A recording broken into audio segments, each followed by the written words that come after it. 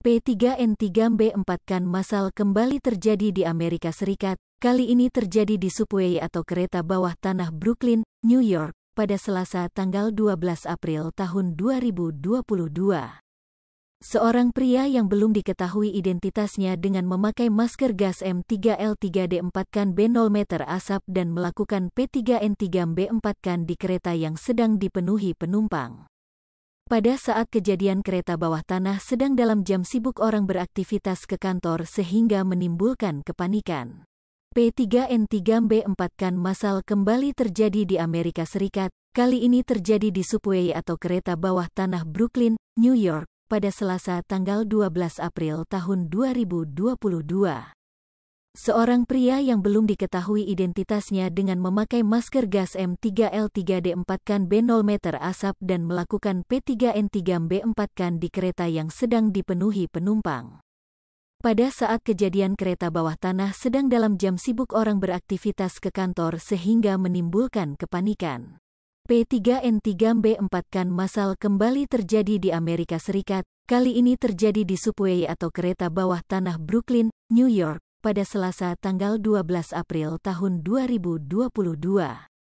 Seorang pria yang belum diketahui identitasnya dengan memakai masker gas M3L3D4 B0 meter asap dan melakukan P3N3B4 di kereta yang sedang dipenuhi penumpang. Pada saat kejadian kereta bawah tanah sedang dalam jam sibuk orang beraktivitas ke kantor sehingga menimbulkan kepanikan.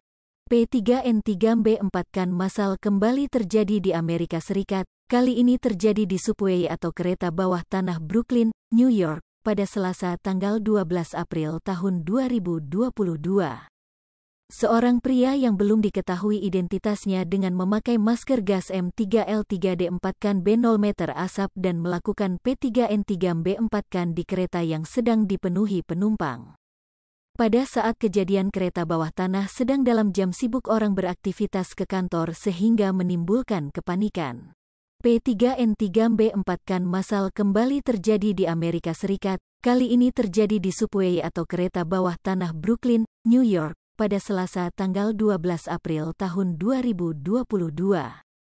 Seorang pria yang belum diketahui identitasnya dengan memakai masker gas M3L3D4 B0 meter asap dan melakukan P3N3B4 di kereta yang sedang dipenuhi penumpang.